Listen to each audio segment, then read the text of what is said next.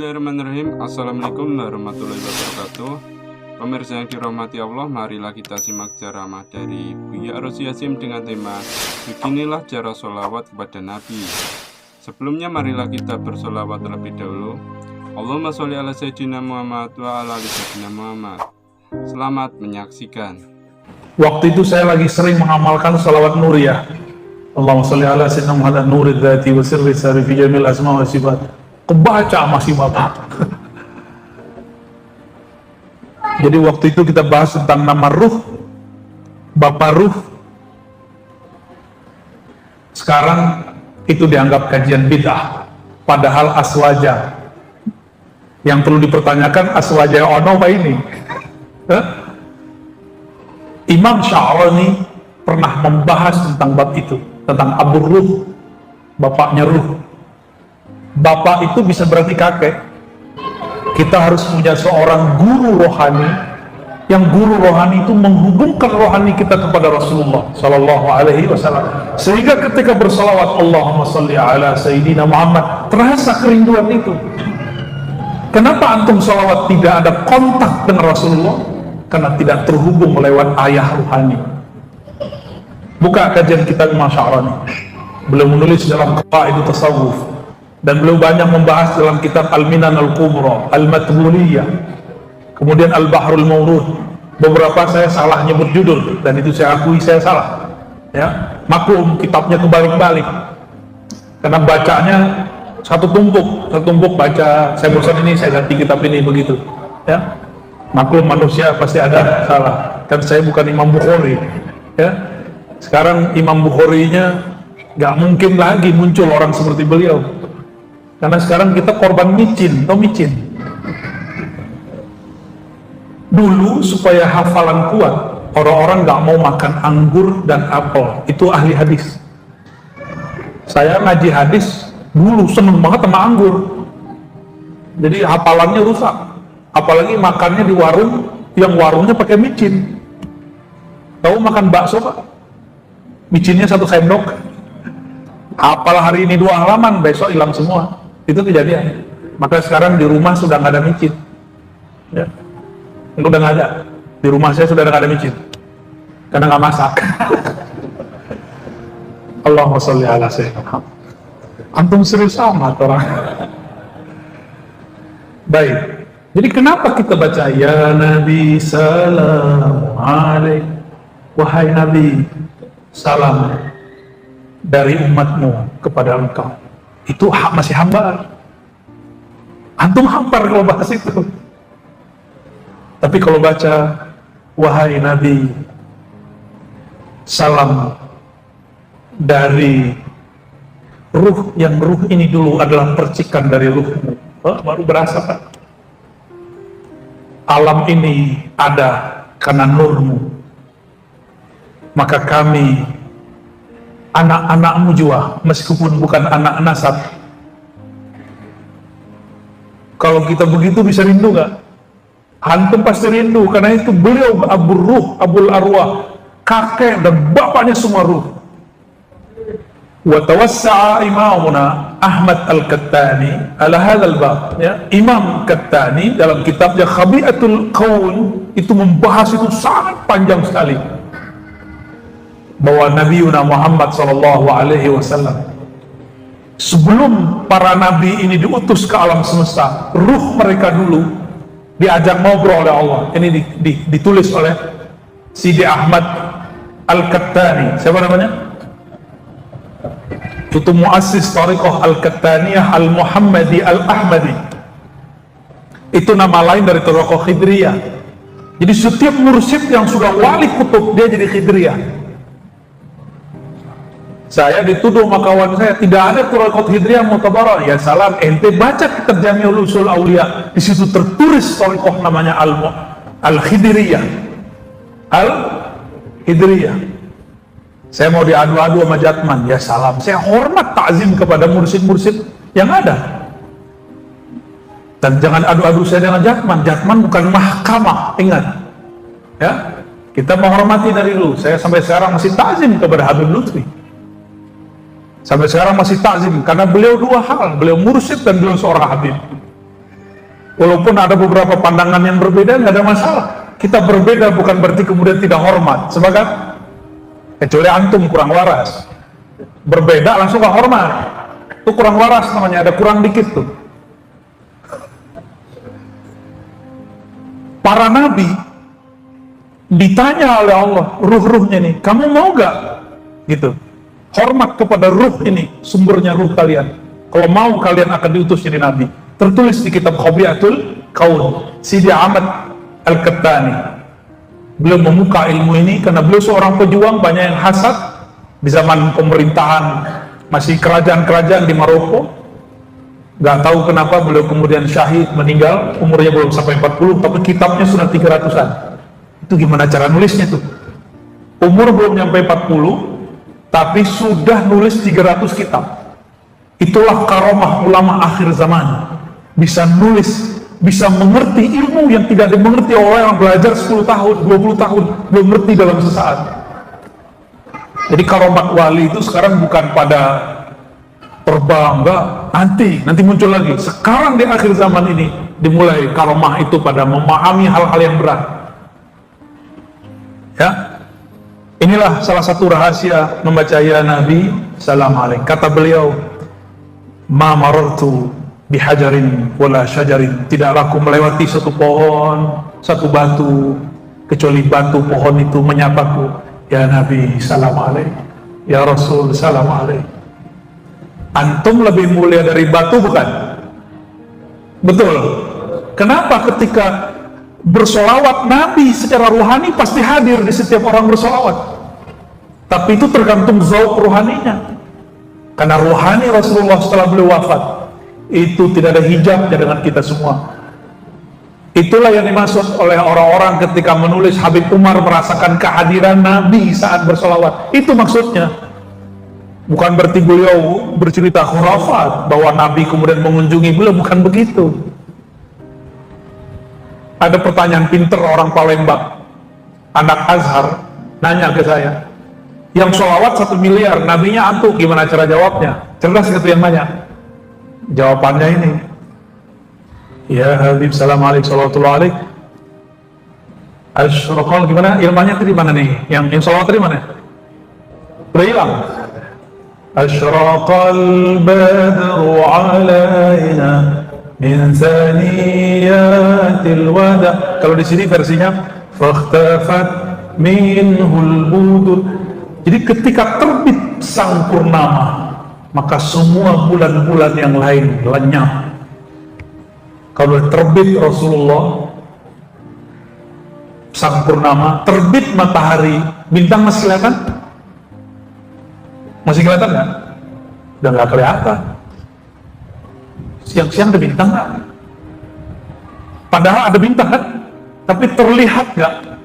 Rasulullah itu disebut anta syamsun. Ya, coba dibaca sama-sama. Anta syamsun, anta badrun, anta nurun fawqa nur.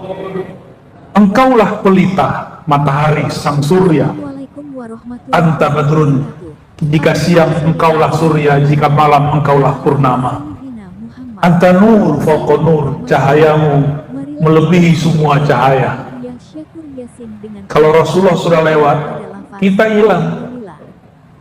Kalau wali kutub sudah masuk, wali yang lain pun akan hilang. Mursyid-mursyid itu nggak semua siap ketemu wali kutub, karena nggak tahan. Ini sebagian mursyid ya, sebagian mursyid yang terhijab. Ketika ada wali kutub masuk, ketika ada wali kutub datang, dia takut nggak disapa orang, karena emang nggak akan disapa lagi. Orang akan terpana melihat wali kutub. Coba lihat kalau Habib Umar datang, Habib yang lain tenggelam nggak? Tenggelam langsung. Itu tanda beliau kutub. Maka saya bersaksi, insya Allah beliau adalah wali Allah al-kutub, bila syak, tanpa syak. Ini pewaris-pewaris Nabi begitu. Beliau datang, Habib aja antri Pak, apalagi kita yang bukan Habib. Ada teman aneh Habib satu di belakang. Ya, itu antum kalau nggak mau bawa marga nggak bisa masuk, nggak bisa masuk. Itu baru di dunia. Mau ketemu Habib, gimana mau ketemu Rasulullah? Makanya orang meninggal nggak bisa langsung ketemu Rasul. Harus punya nasab atau sanad, dua. Punya nasab tapi tidak mewarisi akhlak, ditolak sama Sayyidah Fatimah. Punya guru sanad tapi melanggar, membuat bid'ah yang tidak diajarkan oleh Rasulullah dan para mursyid, ditolak. Gitu. Jadi tidak semua orang bersanad itu diterima, tidak semua orang bernasab itu diridhoi. Sampai mereka takhallaqu bi akhlaqihim, bi akhlaqi abaihim, masyayikhihim, sampai mereka meniru akhlak guru atau pendahulu mereka. Kalau nggak diterima.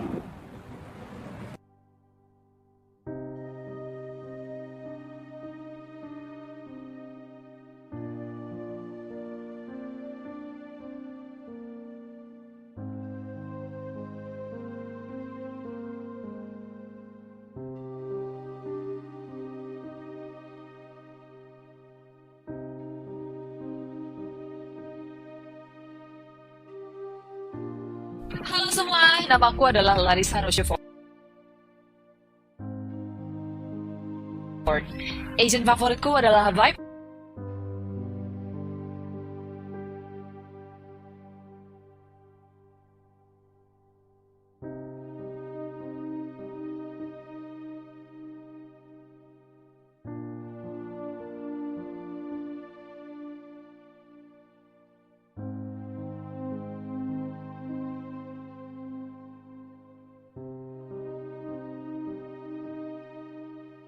Arada syai'an ayyakula lahu kun fayakun.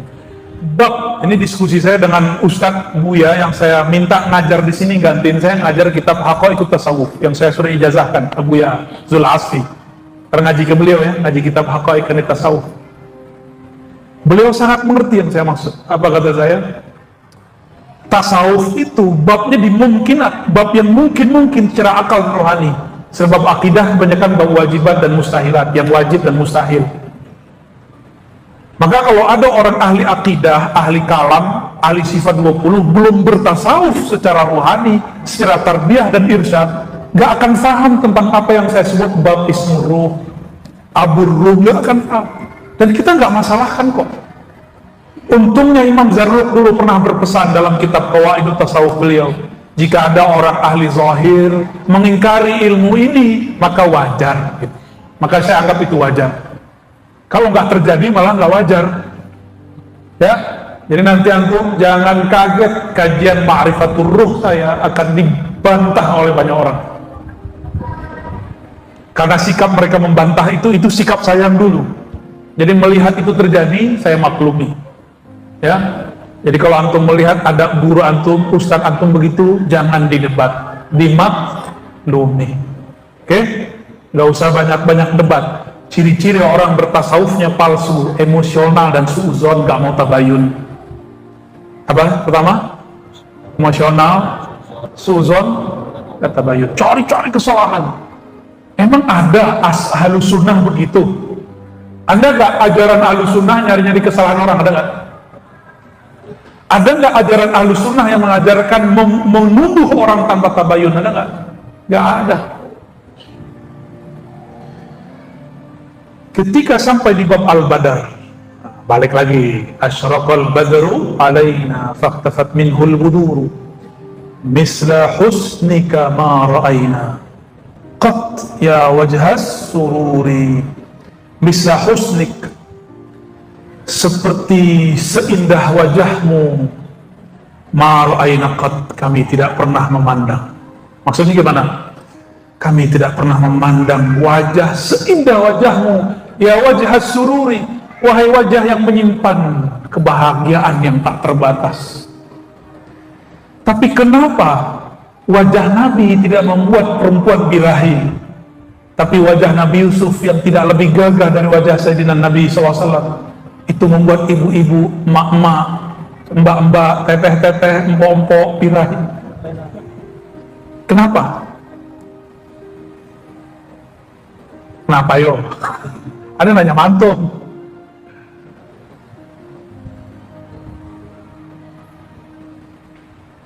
Nabiullah Yusuf dizahirkan jamalnya, Nabi Muhammad SAW disirkan jamalnya.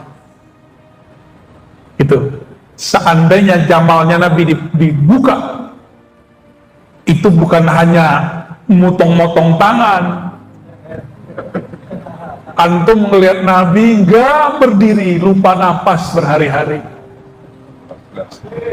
Pernah nggak jatuh cinta dengan seseorang, kepikiran berhari-hari? Pernah nggak jatuh cinta seseorang lalu air mata mengalir? Cowok aja bisa nangis loh. Ente pernah nangis nggak rindu orang? Pernah tuh, kan? Nah nangis? Tuh cowok bisa nangis. Apakah itu pertanda? Apalagi ibu-ibu ya, ibu-ibu kalau lagi kangen seseorang bisa nangis, itu wajar. Tapi kaki kejepit nangis juga. Allahumma sholli ala sayyidina. Allah sirkan jamalnya. Tapi jika dibukakan oleh Allah, maka muncullah syair ya jamalu ya jamalu. Imam ini diberikan sir itu, maka ketika beliau nulis ini, ditulislah misla husnika ma ra'aina qat, seindah wajahmu kami tidak pernah lihat wahai Rasulullah. Ya wajah sururi, wahai yang pemilik wajah yang sangat surur, membahagiakan. Jadi memandang wajah Nabi dari jauh membuat kita sedang dari dekat menambah cinta. Makanya sahabat-sahabat Rasulullah ini ketika ditemui oleh para tabi'in yang wali, bertemu Sayyidina Anas, apa kata mereka? Mana wajah Rasulullah? Mana wajah yang dulu wajahmu memandang Rasulullah? Izinkan kami memegang pipinya.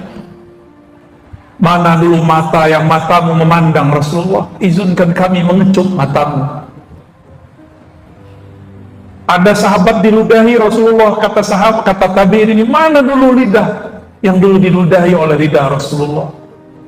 Ada 5 sahabat yang makan, minum darah Nabi. Salah satunya Sayyidina Ali. Ada 5. Itu sahabat rata-rata semuanya meninggal dalam keadaan husnul khotimah, dan ada yang dipanjangkan umurnya, ada yang diberikan keberkahan luar biasa pada badannya, karena unsur yang ada di badan Nabi berbeda dengan badan kita semua. Jika Nabi Isa didatangkan kepada ibundanya Sayyidah Maryam buah-buah dari surga, ketika Sayyidina Zakaria berkata, wahai Maryam, anna laki haza, dari manakah engkau mendapatkan buah-buah ini? Kata beliau, min indillah, ini dari sisi Allah. Saya mau tanya, lebih mulia Sayyidina Isa atau Sayyidina Muhammad sallallahu alaihi wasallam? Sayyidina Muhammad. Benarlah tertulis di kitab ini, Sayyidatuna Aminah setiap malamnya bertemu ruhaniah para malaikat dan para nabi, berikut semua buah-buahnya pastinya. Maka Nabi Yuna Muhammad, unsur-unsur dalam tubuhnya bukan saja dari buah-buahan bumi, bukan dari daging-daging bumi, tapi langsung dari buah-buahan surga sallallahu alaihi wasallam. Maka beliau, apapun dari tubuhnya tidak ada yang kotor. Ini fikih khusus Ahlul Bait, memahami khasa'is an-nabawi. Ditulis oleh Maulana Al-Imam Al-Hafiz As-Suyuti, Imam Ahlus Sunnah. Apa kata beliau? Inilah al-khasa'is al-kubra, keistimewaan Rasulullah sallallahu alaihi wasallam. Maka siapapun zuriat Rasul di tubuhnya ada nur itu, maka kita wajib menghormati mereka, meskipun mereka beda faham politik dengan kita, meskipun mereka bahkan beda faham akidah dengan kita. Gitu, hormat bedakan dengan ikut. Itu juga sebabnya para ulama kita agak sanksi dikit santri-santri nikah sama syarifah. Sanggup gak menerapkan adabnya ketika antum nikah sama syarifah? Kecuali adab itu sudah lebur ya. Makanya kalau ada orang nikah dengan syarifah rame, itu rame para habaib rame. Meskipun secara fikih umum boleh, tapi fikih khas ini jadi berbeda. Tapi sayang, para syarifah akhir banyak yang telat menikah. Nunggu Habib nikahnya sama perempuan biasa. Gak tahu kenapa, maharnya kegedean kali ya. Allahumma sholli ala Muhammad. Tapi ingat, nasab Nabi itu dua. Ada nasab jasadi, ada nasab ruhi. Nasab jasadi kita sudah tahu, kitabnya banyak. Saya punya beberapa kitab nasab. Mulai daripada Al-Haddad, Al-Mutahhar, As-Sagaf, banyak sekali tuh. Sampai kepada fam yang kurang terkenal, Bazar'a, Mahjub. Di Betawi ada Pak. Saya ketemu Bazar'a, ketemu Al-Mahjub, ketemu yang kecil-kecil tuh ada. Unik sekali nih negeri. Fam-fam Ahlul Bait yang sudah nggak ada di Hadramaut ada di sini. Ini pertanda apa ini? Pertanda apa itu? Kira-kira apa? Ini ada satu sir. Selama masih ada nama Allah di muka bumi dan masih ada zuriat Nabi di muka bumi, tidak terjadi kiamat. Nih rahasianya. Hatta wa in kana syi'atan, meskipun dia seorang Syiah, Rafidah, apalagi jika dia ahlus sunnah. Karena di darahnya masih ada darah Rasul. Itu darah kan zikir terus, salawat terus.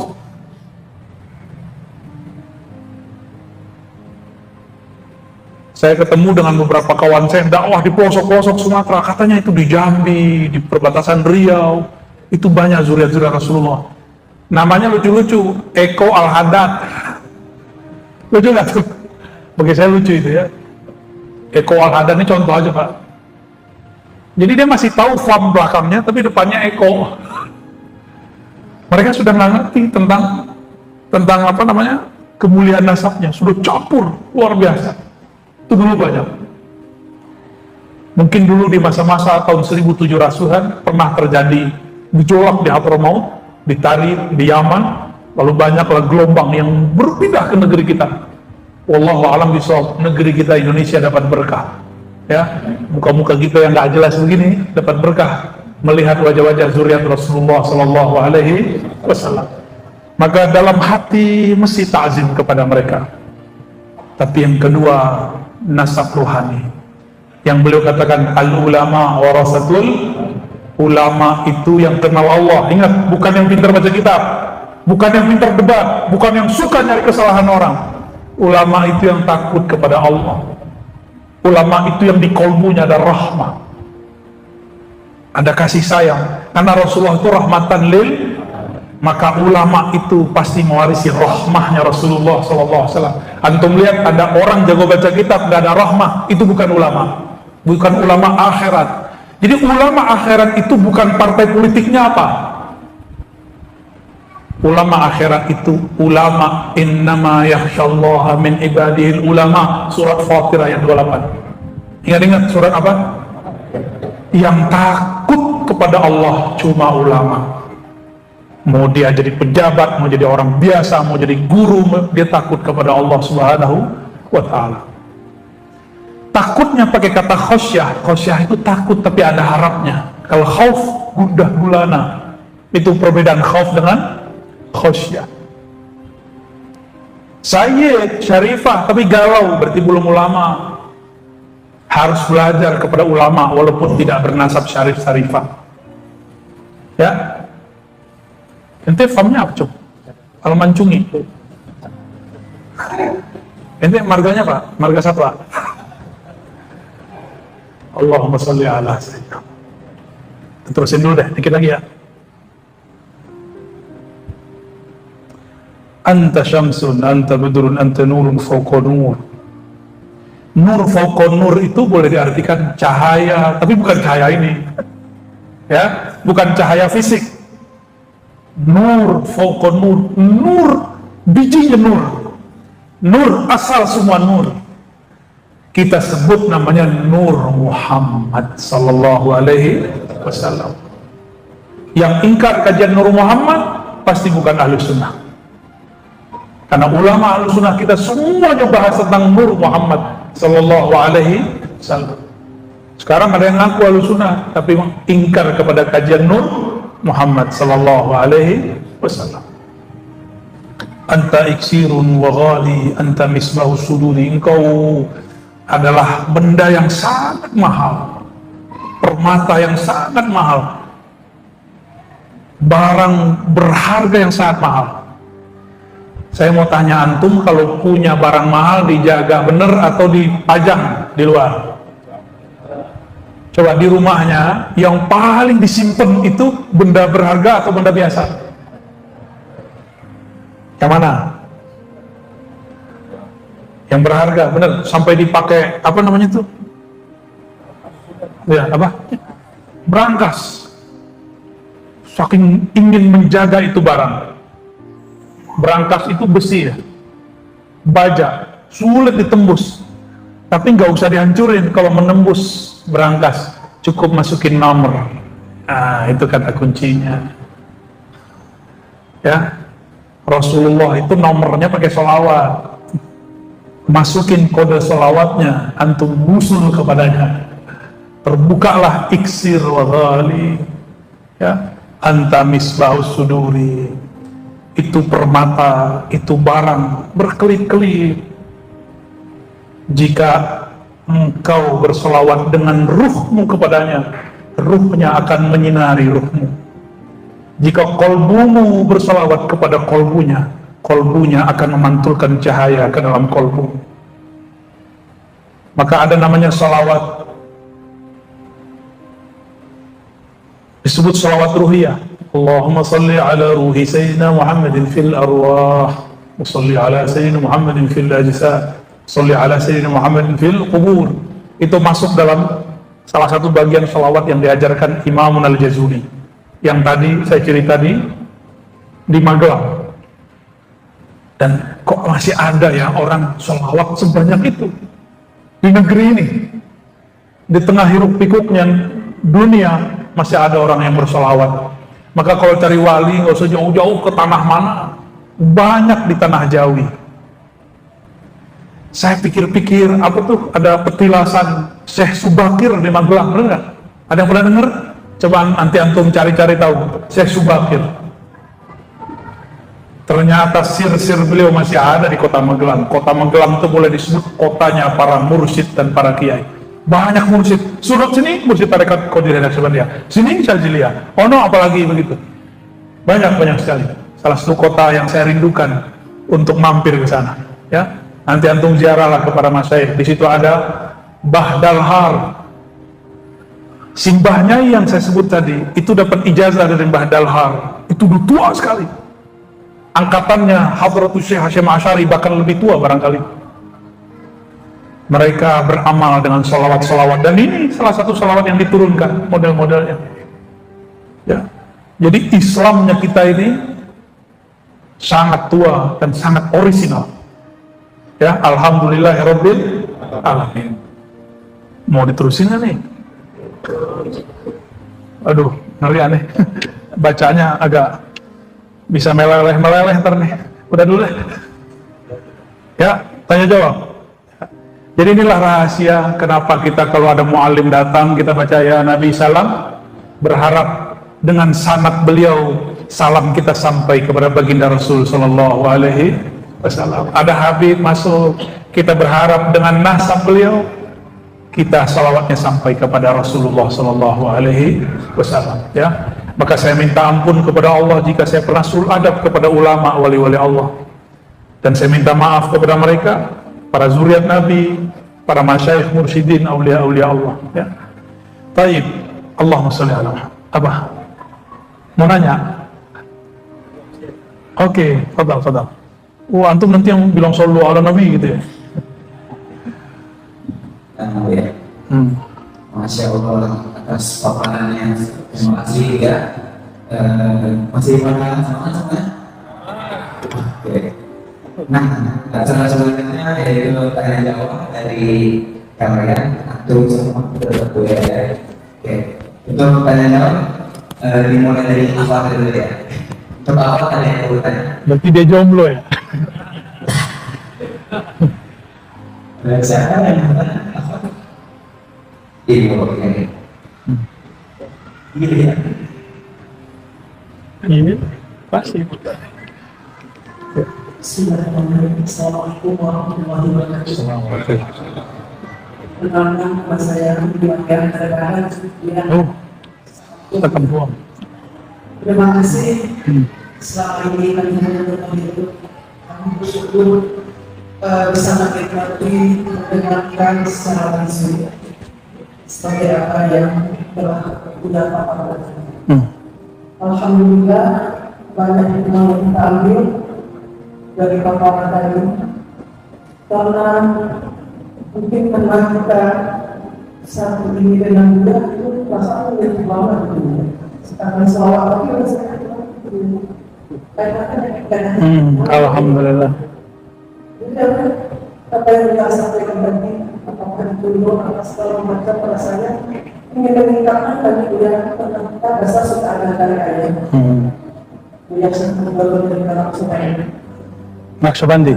Yang ingin kami tanyakan adalah bagaimana kita menegakkan kelompok kita ini supaya hidup dalam kelompok baik petunjuk. Insya Allah dia akan ada dasar juga kalian. Insya Allah kami sekeluarga yang menonton diri yang tidak bisa bersendiri. Assalamualaikum warahmatullahi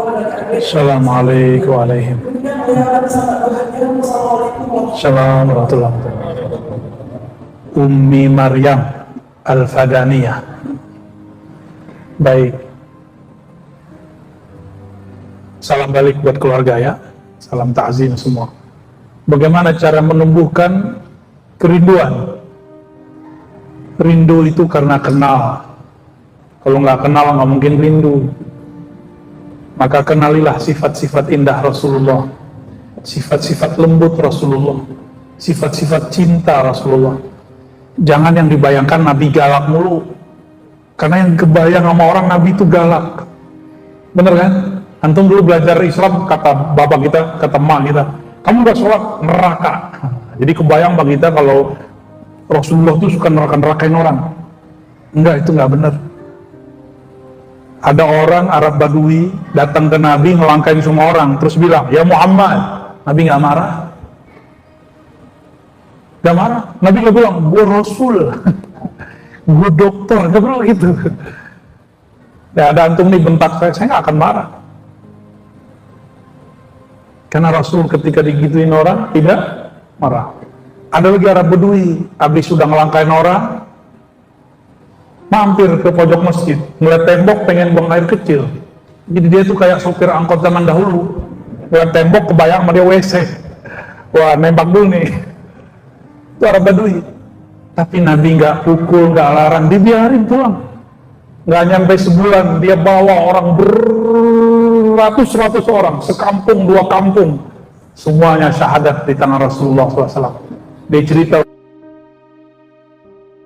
oi, itu Muhammad, itu beneran Nabi, gua kencingin masjid ya dia nggak marah. Yang ngomong siapa? Orang Badui. Haji. Kita dikritik dikit marah-marah ya, saya maksudnya. Maka dikritik dikit marah ya, biasa aja. Orang nggak ngerti, banyak kritik. Orang nggak paham, banyak ingkar. Kan itu yang dikatakan Imam Ghazali. Ya. Ingkar itu banyak muncul pada orang yang jahil. Nanti antum dituduh kena hipnotis sama aneh ntar. Ada yang kena hipnotisnya tadi? Siapa yang tidak terhipnotis ketika dikisahkan Rasulullah SAW? Ada nggak? Berarti hatinya bermasalah. Orang semua tersentuh, dia nggak tersentuh, berarti kalbunya masalah. Orang semua asik rindu Rasul, dia nggak rindu Rasul, dia bilang dongeng apalagi narozi. Berarti ada masalah di kalbunya. Tapi kita nggak boleh mempermasalahkan dia. Justru kita sedih ada orang kayak dia. Ya, jadi jangan emosi ya. Walaupun seharusnya aneh emosi itu. Ambil sifat Nabi.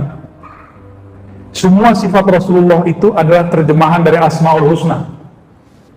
Dan ingat, semua sifat Nabi itu adalah terjemahan dari Al-Asmaul Husna. Nabi mengatakan man ahsaha dakhala jannah. Siapa yang meresapi Asmaul Husna masuk surga. Maka ambillah satu sifat Allah Rahman, cintai semua makhluk Allah. Ambil Rahim, cintai kekasih-kekasih Allah. Gitu caranya. Ambil Karim, berbuat baik kepada orang, jangan pernah ingat kebaikan kita. Kita dihujat orang, gak pernah menghujat balik, itu Karim. Itu apa? Karim. Bisa gak begitu? Kita belajar ya, saya juga lagi belajar. Kita dikafir-kafirin orang, gak mengkafirkan orang. Disesat-sesatin orang, tidak menyesatkan orang. Jalan terus. Rasulullah ketika disesatkan belum berhenti kan? Belum berhenti kan? Nabi pernah dibilang apa? Dhalalin mubin, sesat. Majnun, apa arti majnun? Gila. Yang ketiga, sahirun, jahil, apalagi kahin, dukun. Sahir penyihir, kahin, dukun. Antum bisa bayangkan gak? Abu Bakar As-Siddiq bawa semua hartanya kasih ke Nabi. Itu Nabi kayak gimana tuh sampai kemudian Abu Bakar menyerahkan semua hartanya ke Nabi? Kalau Nabi hidup sekarang, tiba-tiba ada orang sosok Abu Bakar menyerahkan semua hartanya ke Nabi, antum bilang apa Abu Bakar? Ente gila Abu Bakar. Ente gak punya keluarga. Kita kan ngomong gitu gak? Apa jawaban Abu Bakar? Yang nanya Nabi, gak ada yang berani nanya. Satu pun sahabat tidak ada yang berani nanya. Yang nanya Nabi, wahai Abu Bakar, kamu ninggalin untuk anak istrimu apa? Apa jawaban dia? Allah dan Rasulnya. Maka cinta kepada Allah Rasul sudah nyatu dalam dirinya. Bagi dia Allah dulu, sekarang nanti sama. Sekarang gimana kira-kira? Ada orang nih dekat sama aneh, terus tiba-tiba ngasih duit terus, antum bilang dia apa? Kayaknya Arozi nyihir dia nih kayak. Ini contoh, karena ada seorang kiai, salah satu guru saya, itu muridnya tuh seneng ngasih dia. Dituduhlah si guru penyihir, tukang hipnotis, dan itu bukan satu dua guru, saya udah ketemu sekian guru yang digituin, dan sekarang berulang lagi. Ya Allah ya salam. Ya. Seandainya Rasulullah hidup hari ini, orang akan bilang Nabi itu penyihir, sahirun. Nabi akan dituduh sebagai kahinun, dukun. Nanti semua itu akan berulang ya. Baik, lanjut. Nah, fadhal. Assalamualaikum warahmatullahi wabarakatuh. Assalamualaikum. Kepada beliau yang kami pahami, saya ingin bertanya tentang ijazah dan mursyid. Kalau kita punya guru dalam ijazah hadis, bagaimana sikap yang sepantasnya untuk menghormati jasa beliau yang sudah kasih ijazah ke kita? Selanjutnya tentang mursyid, bagaimana sikap kita sebagai murid jika mursyid kita melakukan penyimpangan dalam syariat? Apakah mursyid tersebut masih pantas diikuti? Sekian, assalamualaikum warahmatullahi wabarakatuh. Saya mulai dari yang kedua. Mursyid melanggar syariat, yang nilai siapa? Murid. Si muridnya lebih pintar dari mursyid tidak? Itu pertanyaan ente nekat, itu ente nanya. Mursyid hakiki ya, mursyid yang wali mungkin gak melanggar syariat. Nabi Khidir waktu bunuh anak kecil itu melanggar syariat. Jelas loh syariat Nabi Musa. Enggak pakai itu syariat. Ini ujian nih, ayo loloskan antum nih malam ini. Syariat ikut hakikat, aku ikut syariat. Beneran? Ayo. Ketika Nabi Khidir bunuh anak kecil, ingkar siapa? Nabi Musa. Yang punya syariat kalau bunuh dibunuh, kisos namanya. Setelah selesai kisahnya, apa kata Nabi Khidir? Tahukah kamu wahai Musa, secara hakikat kalau dibacakan sekarang, takdirnya anak ini akan menyesatkan ayahandanya, akan menjadi penyebab orang tuanya masuk neraka. Maka saya diperintahkan, tapi nggak disebut siapa yang merintahin, untuk ngambil nyawa anak ini. Gimana? Syariat gimana jadinya? Maka tidak ada pertentangan syariat dan hakikat, nggak ada. Yang ada syariat mengikuti hukum hakikat, itu kaidahnya. Asy-syari'atu tabi'atun li hukmil haqa'iqi. Tuh kaidahnya. Syariat itu tunduk kepada hukum hakikat, bukan bertentangan. Nggak ada pertentangan. Bertentangan bagi orang jahil. Itu kalau gurunya wali. Bedakan melanggar syariat dengan berdosa. Kalau mursyid bisa berdosa nggak? Di depan antum ini dapat ijazah mursyid loh. Dan saya pendosa. Saya pendosa, mata saya berdosa, telinga saya berdosa. Saya dapat ijazah kemursidan lebih dari 7 tarekat. Dan orangnya separuh sudah wafat, separuh masih hidup. Alhamdulillah, ini bukan pamer, tapi tahadus minimal. Karena antum nanya, karena itu pertanyaannya mancing. Saya punya sanad gak itu? Ente mau nanya kan? Cuma nggak enak dia nanya kan? Buya punya ijazah dari mana? Gitu. Tadi saya sudah jawab di kajian Masjid Al-Hidayah, Poris. Silakan diputar ulang. Terulang, ya. Dan saya nggak ngerasa apa-apa tuh jadi mursyid. Dan saya udah taruh ijazahnya. Makanya sekarang saya katakan torikot saya ngaji. Tidak terima bayar. Nggak terima bayar. Yang ada cuma talqin zikir. Talqin zikir ada di kalangan ahli hadis, ada di kalangan ahli torikot. Dan saya gabung dua-duanya. Apa ahli hadis ketika meriwayatkan hadis talqin harus jadi mursyid? Kan enggak. Kalau di torikot wajib jadi mursyid dulu baru meriwayatkan talqin. Itu beda tuh.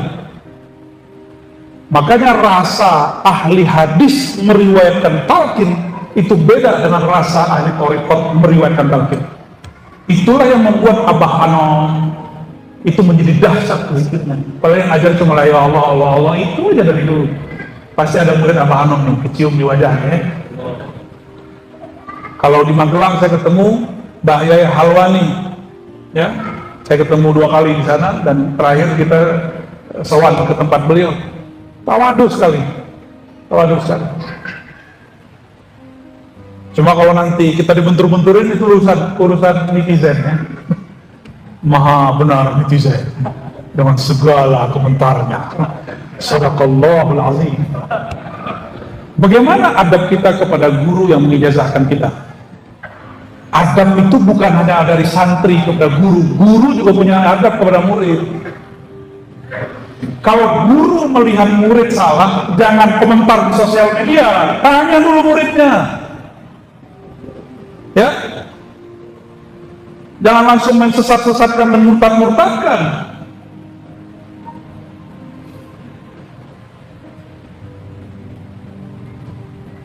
Kejadian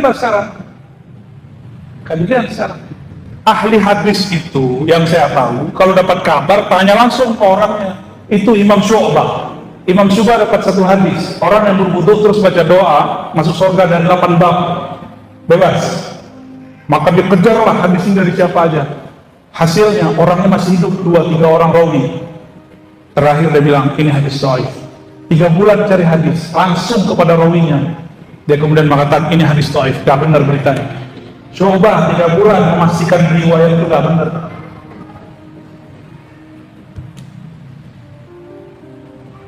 Ya, antum jadi guru, murid nyimpang, tegur langsung. Datangin dia, panggil dia kalau perlu. Anjing sini lo, gitu. Ya, jangan nyalak dulu. Ini kejadian nih, nanti akan tambah banyak. Jadi yang beradab itu bukan hanya santri kepada guru, guru juga harus beradab dengan keguruannya. Ini marah siapa ya? Marah ente. Aman ya? Ya. Ya, lanjut. Fadal.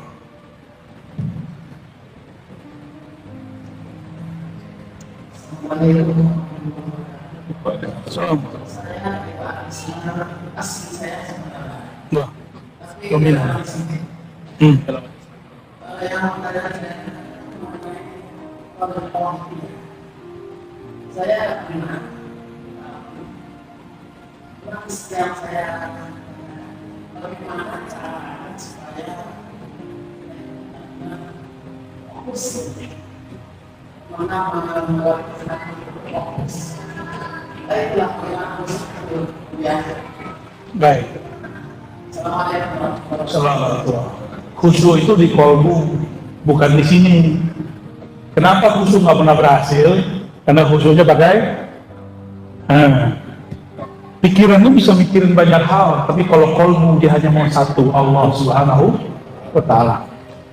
Jadi ketika berzikir jangan pakai akal, berzikirlah pakai kolbu. Lahum qulubu ya'qiluna biha. Berakalnya sumbernya dari kolbu, jangan dari otak.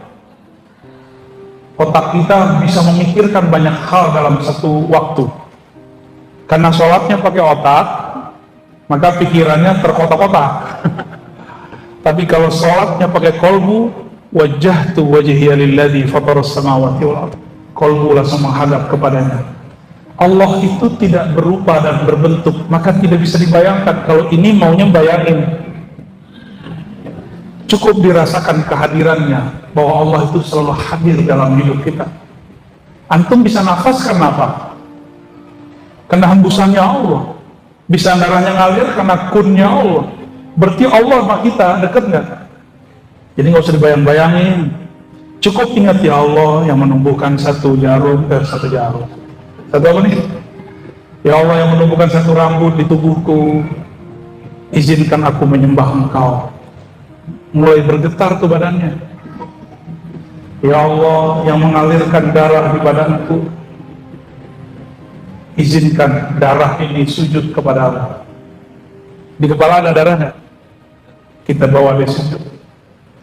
Maka Sayyidina Ali diajarkan Nabi, kalau sujud itu bacanya dalam hak sholat sunat, bukan subhana rabbiyal a'la, tapi sajadalaka sam'i wa basari wa dhani wa lahmi wa izami. Sujud kepada Engkau ya Allah, pendengaranku, penglihatanku, tulangku, darahku, kulitku, semuanya. Dalam Thariqat Naqsyabandiyah disebut dengan zikir kullu jasad. Semua tubuh berzikir, zikirnya tubuh dengan sujud. Ya, Thariqat apa namanya? Naqsyabandiyah, Qadiriyah sama, TQN itu sama. Dan saya dapat ijazah Thariqat Naqsyabandiyah dari 4 orang. Naqsyabandiyah Khalidiyah itu mencakup 5 thariqat: Suhrawardiyah, Qisiyah, Qadiriyah, kemudian Naqsyabandiyah Khalidiyahnya. 4 thariqat. Mencakup 4 thariqat itu. Ya. Gimana? Satu lagi, ya.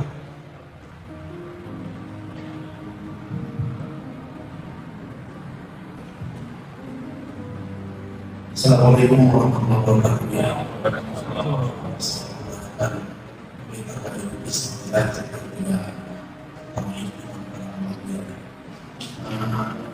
Saya mohon penjelasan ketika Rasulullah SAW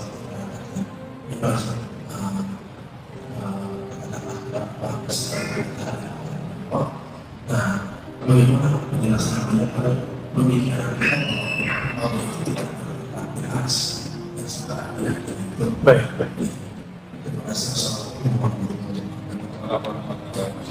Ada sekitar 5 atau lebih riwayat tentang Isra Mi'raj di Sahih Bukhari. Ini yang saya ingat, barangkali saya lupa. Dan semuanya tidak menyebutkan bahwa Allah bertempat di langit ataupun di arsy. Yang ada, sebagaimana Nabi Musa bisa berkalam di Goa Tursina, apakah Allah masuk ke goa? Enggak kan? Enggak kan? Nabi Musa berkalam-kalam dengan Allah di Goa Tursina, itu Allah masuk enggak dengan itu? Enggak. Lalu Allah berkalam kepada Sayyidina Nabi ketika beliau sujud di arasnya. Kan ada hadisnya, Nabi sujud. Itu hadis yang lengkap menyebutkan Nabi sujud di arasnya Allah. Sujud itulah yang disebut memandang. Nabi Musa minta memandang Allah. Apa kata Allah? Hai Musa, Jika engkau masih melihat ada bukit itu bertahan di sana, berarti engkau bisa melihatku. Kata Sidi Ahmad bin Idris Al-Idrisi, saya juga dapat Thariqat Idrisiyah. Dalam kitab beliau, salah satu kitab beliau mengatakan, itu nur yang Allah sebarkan, yang Allah pantulkan kepada gunung, nurun ala nur, nurnya Nabi Muhammad sallallahu alaihi wasallam. Nabi Muhammadnya belum lahir secara fisik, tapi nurnya Allah pancarkan di situ. Itu Nabi Musa pingsan baru melihat nur. Jadi berlebihan nggak kajian Nur Muhammad kita? Enggak. Dalam satu riwayat ada orang ya di surga nanti, pasangannya pergi setiap hari Jumat itu ada pasar di surga, pasar Jumat. Pergi ke sana, pas pulang wajahnya seperti bercahaya dan sujud. Itu pasangannya sujud kepada dia. Dikira itu Tuhan. Padahal itu pasangannya, tapi riwayat ini bisa diperdebatkan ya. Maka setiap kali seorang hamba memandang kepada Allah, dia pasti sujud. Dia pasti, jadi nggak ada tuh antum melihat aneh gitu, nggak ada. Pasti sujud kepada Allah Subhanahu wa Ta'ala. Jadi ke arah itu adalah tingkatan berkalamnya Allah kepada Nabi lebih tinggi daripada berkalamnya Allah ke Nabi Musa. Terus ngapain Nabi Musa mengingatkan Nabi Muhammad supaya sholatnya dikurangi? Itu yang berkalam saat itu siapa? Nabi Musa apa Allah? Allah gerakkan Nabi Musa berkalam ke Nabi Muhammad sallallahu alaihi wasallam. Karena Nabi Musa itu kalimullah, jubirnya Allah. Jubirnya Allah berkalam di bumi. Allah berkalam di aras, sama nggak? Sama. Allah berkalam di surga, apa Allah tinggal di surga?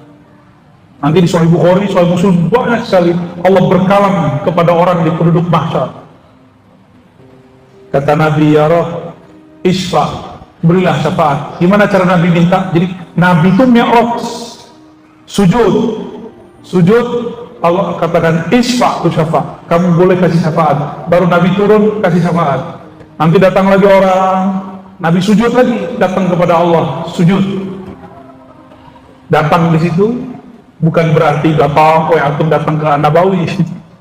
Bukannya Allah kan tidak bertempat. Ya. Jadi teman-teman, sahabat-sahabat, jamaah yang makan Allah, tidak ada dalil yang kuat bahwa Allah bertempat. Itu hanyalah kegagalan cara memahami dalil-dalil Al-Quran dan Sunnah. Ya. Dan kelompok yang meyakini ini terjebak pada tajsim, menjisimkan, membendakan Allah Subhanahu wa Ta'ala. Dan itu bukan akidah Ahlus Sunnah. Cukup? Sudah jam